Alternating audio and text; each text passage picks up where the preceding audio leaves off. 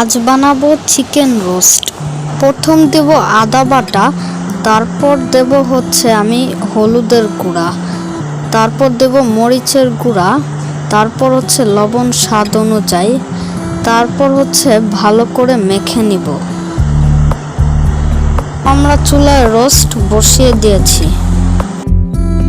তো কিছুক্ষণ পর দেখতে পাচ্ছেন যে রোস্ট হয়ে গেছে। তো এর উপর আমরা সস দিয়ে দিব। তারপর দেব টক দই। এই যে টক দইটা স্বাদ অনুযায়ী যত চামচ দিতে ইচ্ছা তত চামচ দিতে পারেন। বেশিও দিবেন না এবং কম দিবেন না, মিডিয়াম সাইজের টক দই দিবেন। তারপর ভালো করে নাড়াচাড়া করতে থাকবেন। তারপর আপনি ফ্রাই প্যানে পেঁয়াজের দাগানি, পেঁয়াজের রেজালা এটা আপনি ভাজতে থাকবেন তেল দিয়ে এবং পেঁয়াজ বসে। তো দেখতেই পাচ্ছেন যে আমাদের রোস্ট তৈরি হয়ে গেছে। তো পেঁয়াজের দাগানি আমি এখানে দিয়ে দিয়েছি পাতিলায়।